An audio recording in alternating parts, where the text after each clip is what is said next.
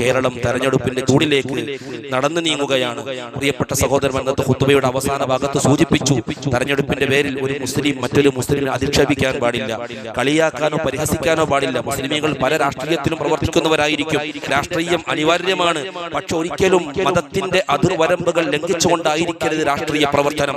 അവഹേളിക്കുകയോ ആരോപണങ്ങൾ ഉന്നയിക്കുകയോ ചെയ്യാതെ ഒരു മുസ്ലിം മറ്റൊരു മുസ്ലിമിന്റെ സഹോദരനാണ് എന്ന് മനസ്സിലാക്കിയിട്ട് നല്ല സ്വഭാവത്തിലും സംസ്കാരത്തിലുമായിരിക്കണം മുന്നോട്ട് പോകേണ്ടത്.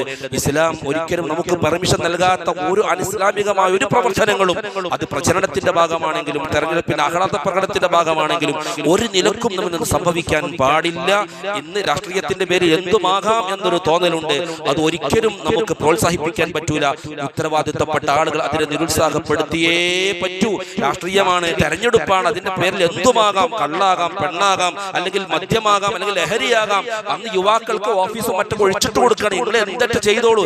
എത്രയും കാശ്, കോടികൾ, ലക്ഷക്കണക്കിന് രൂപയാണ്. പ്രിയപ്പെട്ടവരെ, ഈ തെരഞ്ഞെടുപ്പുമായി ബന്ധപ്പെട്ട് അല്ലെങ്കിൽ സാധാരണ തെരഞ്ഞെടുപ്പുമായി ബന്ധപ്പെട്ട് ഓരോ വാർഡുകളിലും രാഷ്ട്രീയ പാർട്ടിക്കാർ വെറുതെ നശിപ്പിച്ചു കളയാണ്. ഈ ലക്ഷങ്ങൾ കൊണ്ട് ഒരുപാട് ആളുകൾ അധാർമിക പ്രവർത്തനങ്ങൾ ചെയ്യുന്നുണ്ട്. അതേ, അവന്റെ ഈമാൻ പോലും നഷ്ടപ്പെടുന്ന വിധത്തിലേക്ക് മാറുന്നുണ്ട്. അതുകൊണ്ട് അതിലേക്ക് കാശ് കൊടുത്തവരും അതുമായി സഹകരിച്ചവരൊക്കെ കുടുങ്ങും, പ്രതികളാകും.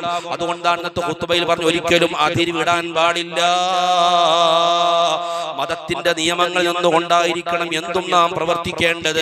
അള്ളാഹു നമുക്ക് നല്ല ബുദ്ധി നൽകട്ടെ.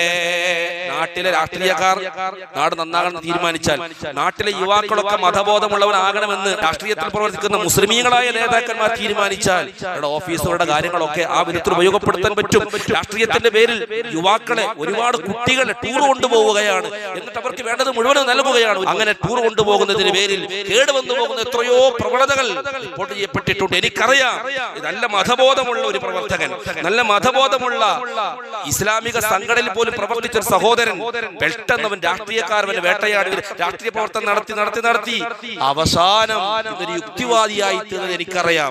അതുകൊണ്ട് പ്രിയപ്പെട്ടവരൊരിക്കലും നമ്മുടെ രാഷ്ട്രീയ പ്രവർത്തനങ്ങൾ നല്ല രൂപത്തിൽ പോകുന്നതിന് പകരം വിപരീത ഫലങ്ങൾ ഉണ്ടാക്കാൻ പാടില്ല. അല്ലാഹു സുബ്ഹാനഹു വ തആല നമ്മുടെ രാജ്യത്ത്, പ്രത്യേകിച്ച് നമ്മുടെ സംസ്ഥാനത്ത് നല്ലവരായ ആളുകൾക്ക് ഭരണം നൽകുമാറാവട്ടെ. അല്ലാഹു സുബ്ഹാനഹു മുസ്ലിമീങ്ങൾക്കും നമ്മുടെ അവകാശങ്ങളൊക്കെ കൃത്യമായി വകവെച്ച് നൽകുന്ന, രാജ്യത്തിന്റെ ജനാധിപത്യവും മതേതരത്വവും നിലനിർത്താൻ വേണ്ടി പ്രവർത്തിക്കുന്നവർ ആരാണോ അവർക്ക് അല്ലാഹു തആല ഭരണം നൽകുമാറാവട്ടെ. ലോക മുസ്ലിമീങ്ങൾക്ക് അല്ലാഹു തആല ശാന്തിയും സമാധാനവും നൽകുമാറാവട്ടെ.